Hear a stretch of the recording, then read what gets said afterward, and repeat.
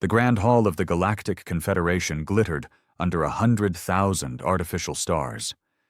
Representatives from every major species filled the massive amphitheater, their voices buzzing in 1,000 languages, 1,000 worries.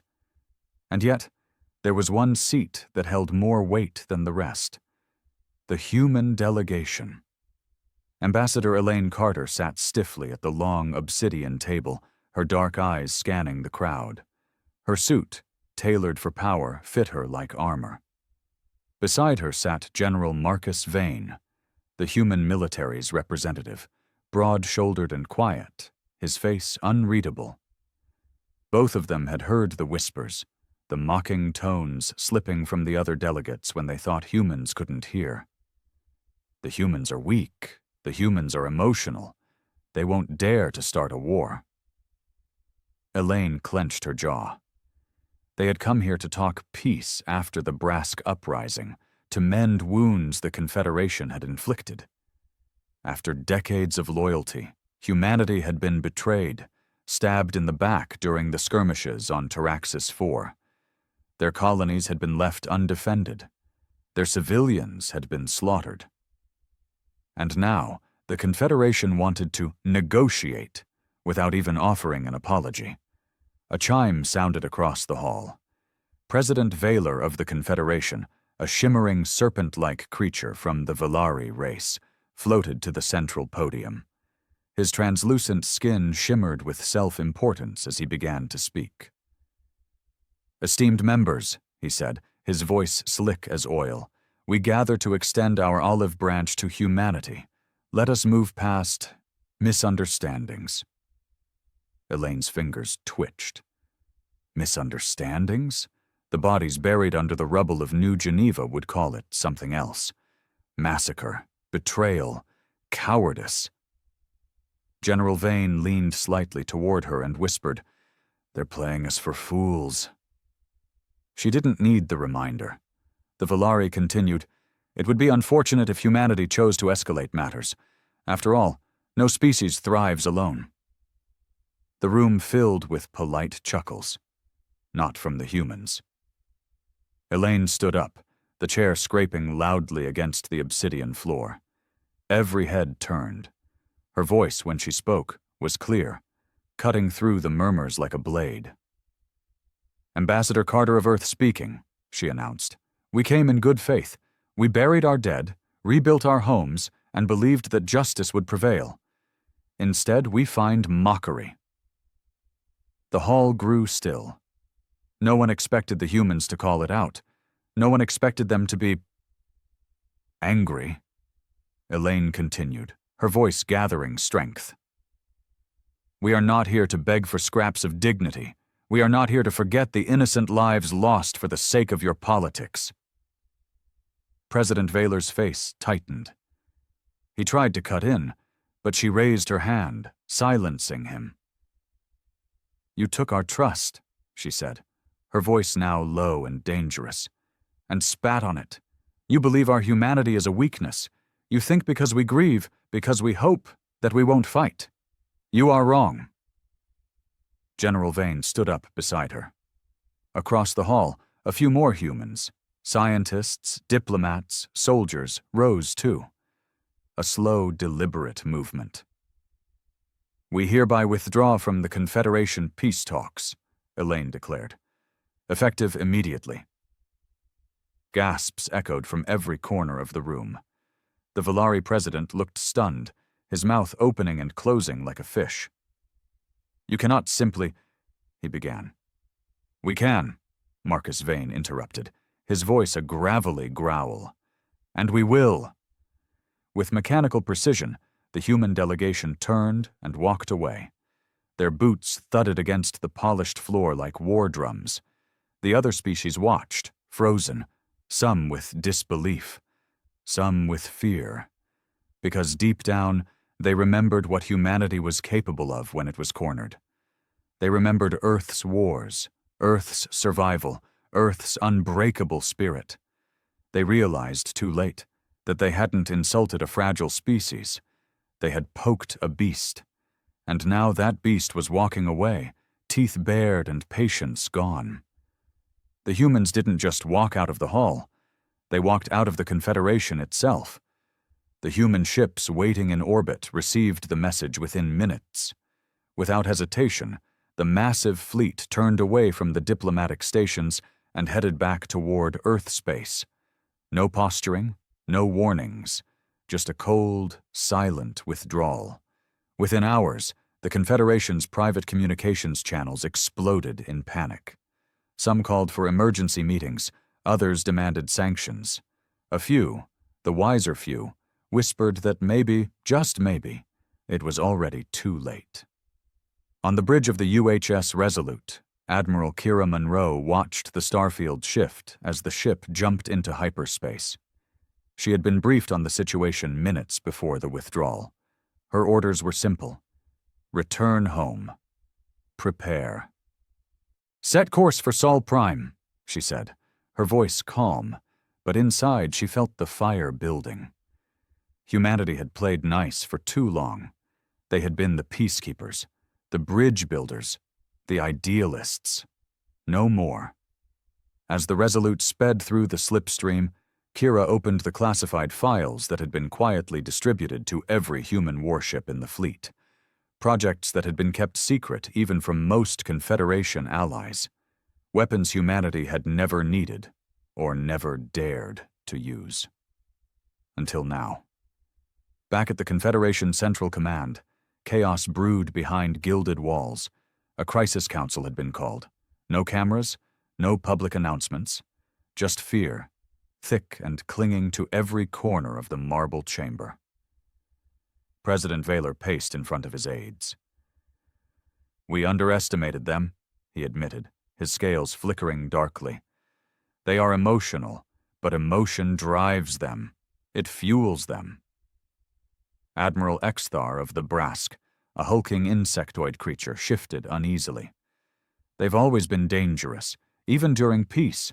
They expanded faster than any race, innovated faster, fought harder. And now? Asked Councillor Mirren of the Lithari, a species known for their cold logic. Now, we have given them every reason to become our enemies. Vaylor slumped into his seat.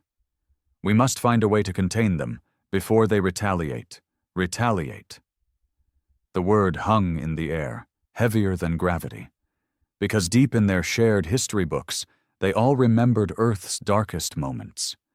They remembered the Terran Wars, when humanity had nearly torn itself apart, and somehow survived. They remembered the Scourge campaigns, where humans had faced extinction-level events and clawed their way back from oblivion. They remembered that humans didn't just fight wars. They became wars.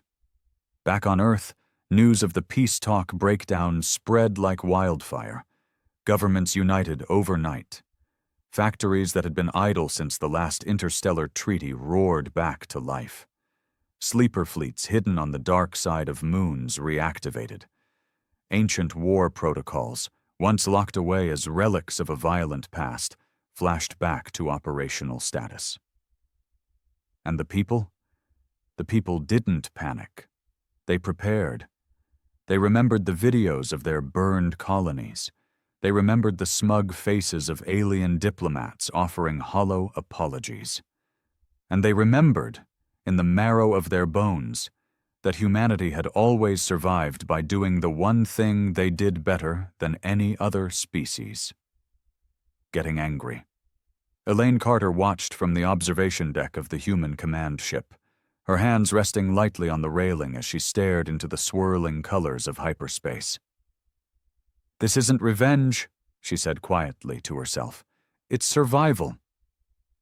And far across the stars, where petty politicians still argued over treaties and reparations, somewhere deep inside every alien heart that had laughed at humanity's pain, a cold, creeping fear began to grow.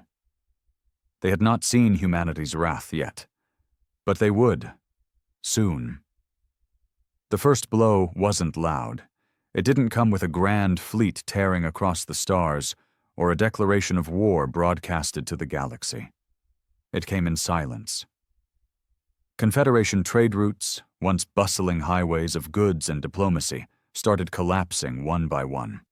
Ships found their systems hacked mid-jump, their navigation scrambled by viruses so advanced even the Lithari couldn't untangle them. Cargo vanished, supplies dried up. Whole sectors went dark, isolated by invisible hands, and not a single human ship was seen. On Taraxis 5, a Valari mining outpost reported a sudden drop in power levels. Before they could send a distress call, their reactors overloaded and shorted out. No explosions, no casualties, just a blackout that left them stranded, shivering under the cold stars. The humans weren't fighting with guns. They were fighting with brilliance, precision, ruthlessness. Back on Earth, General Marcus Vane stood before a room full of military commanders, scientists, and political leaders. The room was dark, illuminated only by a giant holographic map of the galaxy with key Confederation systems marked in red. "We're not waging war," he said, his voice even. "We're teaching them fear." He pointed at the map, and system after system began blinking, a pattern emerging that only a human mind could truly appreciate. "We will make them doubt every light they see in the sky," he continued, "every transmission, every promise of safety.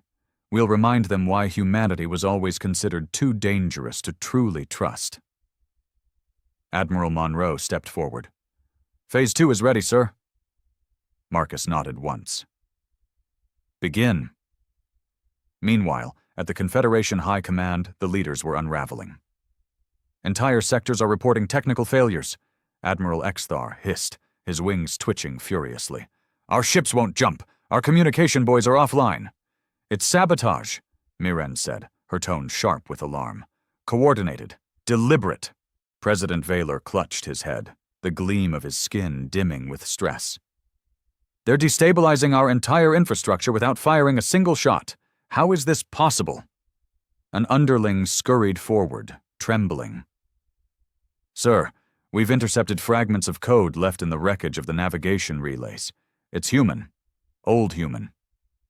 "Old?" Vaylor snapped. "Yes, sir," the aide said, swallowing hard.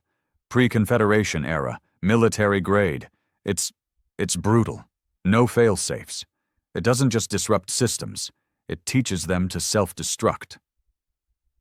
The room fell into a sickening silence. Old human warfare wasn't elegant. It was raw, merciless, designed in an era when survival meant annihilating threats completely. The Confederation had forgotten that part of humanity. But humanity hadn't. In a desperate attempt to save face, the Confederation ordered a peace envoy, an emergency delegation of diplomats, soldiers, and scholars, to travel to Earth and offer formal reparations. The humans received the request and ignored it. Days passed, weeks. The Confederation began losing border colonies to chaos. Minor species that had once relied on the Confederation for protection now found themselves vulnerable and angry. Pirates, warlords, and rebel cells sprang up like weeds, emboldened by the sudden collapse of law and order. The Confederation was rotting from the inside, and there wasn't a damn thing they could do to stop it. Still no human fleets. Still no mass invasions. Just silence. And fear. Elaine Carter watched the reports from the command deck of the UHS Dominion. Her reflection stared back at her from the glass, calm and steady. "How long until they break?" she asked, not turning. General Vane, standing beside her, answered without hesitation. "They're already broken. They just don't know it yet." She nodded, her voice as cold as space itself. "Then it's time they learned." In the vast emptiness between the stars, humanity waited, not for permission, not for forgiveness, but for the perfect moment to strike the final blow. And this time, when it came, the galaxy would have no warning, no second chance, just the raw, unstoppable fury of a species that had been mocked, wounded, and now fully awake. The first true strike hit the Confederation core worlds like a hammer. It wasn't missiles or bombs, it was worse. At exactly 200 hours Confederation Central Time, every major financial hub across 27 inhabited planets collapsed. Bank accounts were wiped clean, corporate systems melted under precision data attacks, power grids overloaded, trade fleets lost all command signals and drifted helplessly. The Confederation's heart didn't just skip a beat, it flatlined.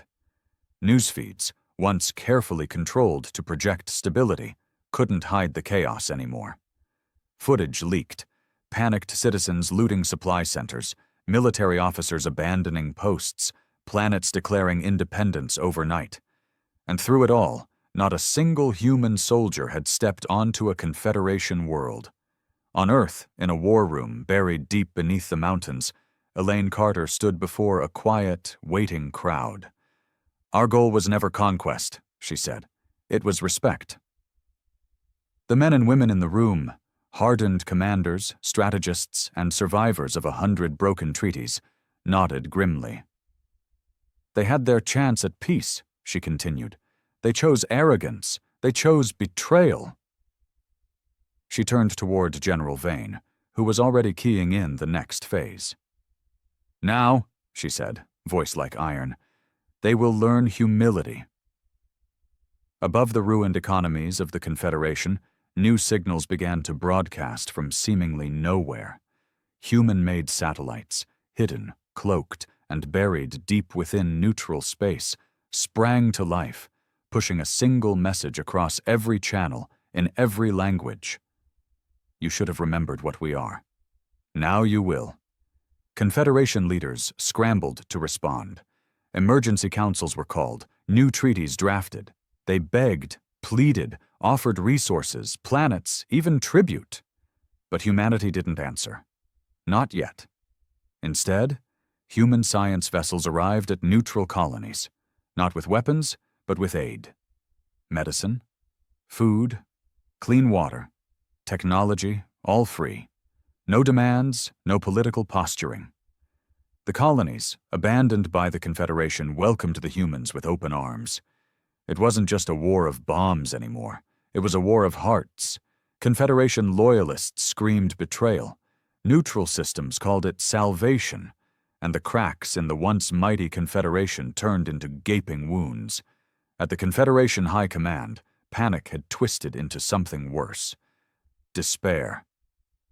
"They're winning the outer systems," Admiral Exthar said, his mandibles clicking nervously, "without firing a shot." President Vaylor leaned heavily against the command table, his skin so dim it looked almost gray. "We tried to control them," he rasped. "Now we have nothing left to offer but surrender." "And would they even accept it?" Mirren asked bitterly. "After what we did?" No one answered. Because deep down, they all knew the truth. Humanity had outgrown them. They had thought the humans were children, wild, emotional, reckless. They hadn't realized that the humans were something else entirely. Survivors. Builders. And when provoked, destroyers. On the bridge of the Dominion, Elaine watched the newest reports flow in, worlds flipping allegiance, Confederation fleets defecting, unwilling to die for a government that had already abandoned them. She allowed herself a small, grim smile. "They're ready," General Vane said beside her. Elaine nodded. "Then it's time to make them an offer." "Terms of surrender?" he asked. "No," she said, her eyes burning. "Terms of existence." Because this was no longer about justice. This was about reshaping the galaxy itself. And humanity wasn't going to ask for a seat at the table anymore. They were going to build a new one, on the ruins of everything that had dared to betray them. The message went out across every surviving Confederation channel, cutting into broadcasts, overriding local networks, flashing onto every screen from the core worlds to the edge of explored space. It was simple, ruthless, unmistakably human. A single black screen, white text, burning bright. The Confederation is dead. A new order is coming. You have one choice. Join us or be forgotten. There were no negotiations, no second offers, no smiling diplomats. The galaxy, which once thought itself mighty, was now on its knees before a species it had spent centuries underestimating. On Earth, the United Human Council, newly formed, united for the first time in history without internal factions, watched the responses pour in. Outlying planets rushed to pledge allegiance, desperate for protection. Former allies of the Confederation scrambled to declare neutrality or beg forgiveness. Even some high-ranking Confederation officials quietly sent offers to defect, to serve, to survive. And the core Confederation worlds? They hesitated. They still believed, in their arrogance, that humanity would allow them to bargain. Elaine Carter leaned forward over the conference table, her hands steepled under her chin. "Hit them," she ordered, cold and final. No hesitation. Within minutes, coordinated human strike teams, cybernetic specialists, orbital skirmishers, stealth fleets, descended like phantoms on the remaining Confederation strongholds. No cities were bombed. No civilian populations were slaughtered. Instead, command centers blinked off the grid. Military installations found their targeting systems turned against them. Key government officials simply disappeared. One by one, the Confederation's last pillars crumbled to dust. At Confederation High Command, President Vaylor watched the final reports trickle in, his body sagging under the weight of realization. "We should have feared them," he whispered. Beside him, Miren closed her many eyes, her voice a hollow shell of what it once was. "We mocked them for being ruled by emotion. We forgot that rage is an emotion too." Across the galaxy, planets lit their skies with new banners, black and silver, emblazoned with the sigil of humanity. Not a symbol of conquest, a symbol of survival. A warning to every species who thought mercy was weakness, a promise that Earth would never bow again. On the bridge of the UHS Dominion, Elaine Carter stood watching the stars drift by. General Marcus Vane came to stand beside her, handing her a tablet displaying the full surrender of the last Confederation stronghold. "We've won," he said. Elaine didn't smile, didn't cheer. She just stared into the dark, endless night. "This isn't the end," she said quietly. "It's just the beginning. Because humans weren't just survivors anymore. They were the architects of a new era, an era born from betrayal, forged in rage, tempered by loss, an era where no one would ever dare to underestimate them again. From that day forward, across every corner of the galaxy, two unspoken truths would reign. Never betray a human. Never corner a beast. And humanity, once mocked for their fragile emotions, now ruled with an iron will that no force could ever break. In the months that followed the Confederation's fall, the galaxy changed in ways no one could have predicted. Human patrol fleets now swept across the star lanes, not as invaders, but as enforcers. Piracy plummeted to near extinction. Trade resumed between worlds that had been left to rot by the old Confederation. Diseases that had ravaged colonies for decades were wiped out within weeks, thanks to human medical breakthroughs that had once been hidden away, hoarded by corrupt Confederation councils. For many, life actually became better, safer. But beneath the order, something darker simmered. Humanity hadn't just stepped into the Confederation's shoes. They'd burned the shoes, scattered the ashes, and built boots of their own. Boots meant for marching, not for diplomacy. The Human Council called it the stabilization. A galaxy rebuilt under humanity's protection, yes, but also under humanity's watchful, unforgiving gaze. Every planetary governor, every corporate magnate, every fleet admiral was hand-picked, approved by Earth command centers and vetted for loyalty to the new order. Freedom still existed, but it had tight borders now. Justice was swift, and mercy was rationed. In the shadows of shining cities and prosperous colonies, Resentment began to grow. Small at first, quiet, but real. On the mining world of Rysar 3, a group of alien workers whispered in hidden tunnels. They spoke of human arrogance, of betrayal. They remembered promises of partnership that now looked more like domination. On the agricultural moon of Lystra, a Lithari elder watched human engineers optimize their sacred fields, turning ancient traditions into efficient, soulless farming grids. She smiled at the soldiers and nodded at the officials. But in her heart, she buried a seed of hate. And on the old ruins of Taraxis 4, where so much human blood had been spilled during the Brask betrayal, something worse stirred. Not resentment, not whispers, plans. Human intelligence agencies, far sharper now than the Confederation's bloated bureaucracies, picked up traces. Words caught in intercepted messages. Rebellion, restoration, revenge. General Marcus Vane sat with Elaine Carter in the Situation Room, deep inside Earth's fortified command complex. Reports filled the holographic table between them, unrest growing like cracks in ice. "They're ungrateful," Marcus said, his voice low and full of iron. "We saved them. They owe us." Elaine didn't answer immediately. She stared at a slow-spinning map of the galaxy, dots blinking where incidents of sabotage, protests, and low-level terrorism had been recorded. Finally, she said, "No species likes being ruled, even by those who save them." Marcus snorted. "We gave them security, and took their pride," she replied. He studied her, frowning. "You don't regret what we did, do you?" She met his gaze, steady as the pull of gravity. "Number it was necessary. But don't mistake survival for loyalty, Marcus. They will rise against us eventually." "And when they do?" he asked. Elaine's smile was cold, almost pitying. "We'll remind them. Again."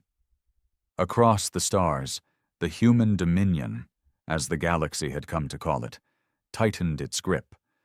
But cracks were appearing. Small alliances formed between races that had once despised each other, bonded now by a common fear of their human rulers. Secret gatherings discussed ancient weapons, lost technologies, hidden systems untouched by human hands. They spoke of patience, of striking when the beast grew comfortable, when it forgot that fear could be a double-edged sword. But humanity had survived worse. They had clawed their way back from worse betrayals, deeper wounds. And Earth itself? It had become something new, not just a planet, but a fortress. Layers of defenses wrapped it like armor. Orbital rings bristled with cannons that could slice a fleet in half. 1,000 sleeper ships, hidden in deep space, stood ready to strike at any uprising.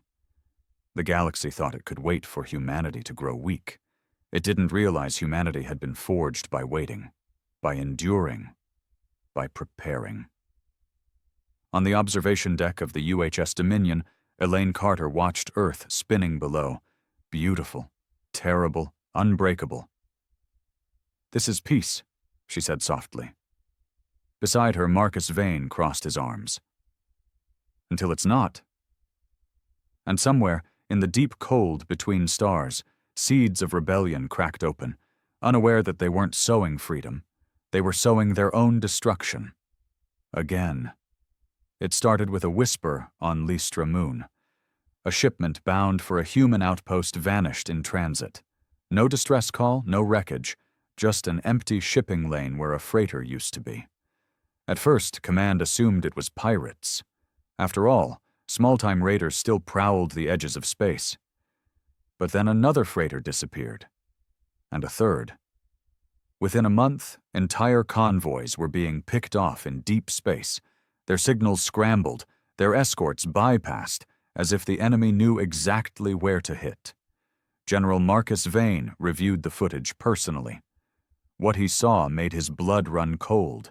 Highly coordinated attacks, executed with brutal efficiency. Whoever was behind this wasn't improvising. They were organized, trained. They had been preparing. "We underestimated them," he admitted to Elaine Carter in a rare moment of frustration. "We thought they were scattered, broken." Elaine sat at the head of the council table, fingers drumming lightly against the polished steel. Around her, holograms floated. Reports of sabotage, uprisings, even assassinations of human officials in distant systems. "They're not trying to defeat us," she said, her voice low. "They're trying to make us bleed."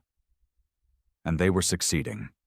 Human supply lines stretched thin across the stars, trying to hold the fragile new order together. Every attack chipped away at morale, at control, at the image of invincibility humanity had built so carefully. On the mining world of Rysar 3, a rebel broadcast pierced through human jamming fields for the first time. Grainy footage showed alien workers raising banners, not Confederation banners, but a new symbol, a black circle broken by a silver lightning bolt, the symbol of resistance. The message was short, defiant. We remember, we endure, we rise. Across the Dominion, other systems stirred. Planets that had accepted human aid began questioning the price of their salvation. Governors hesitated. Soldiers looked over their shoulders, wondering if the friend beside them might turn traitor. Elaine knew this was coming. She had expected it, but not so soon. At a meeting of the Dominion's High Command, tempers flared. "We should crush them," Admiral Monroe barked. "Make examples of the rebel worlds. Show them what defiance costs." "And drive 100 more systems into their arms?" snapped Director Halloran of the Intelligence Division. "Brute force won't work this time." Marcus Vane stood silently at the end of the room, arms crossed, until Elaine nodded for him to speak. "We built our power on fear," he said. "But fear fades. Memory fades. We need something more." Elaine tilted her head.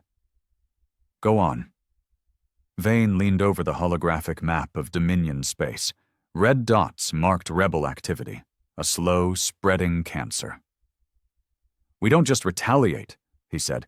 "We rewrite the war, control the narrative, turn every rebellion into a tragedy, not for us, but for them. Make them doubt. Make them regret." Elaine's eyes gleamed. It was ruthless, cold, perfect. Within days, Operation Iron Veil was launched. It started small, news feeds broadcasting stories of rebel attacks killing innocent civilians, images, some real, some carefully edited, of rebel heroes turning on their own people, causing famine, disease, collapse.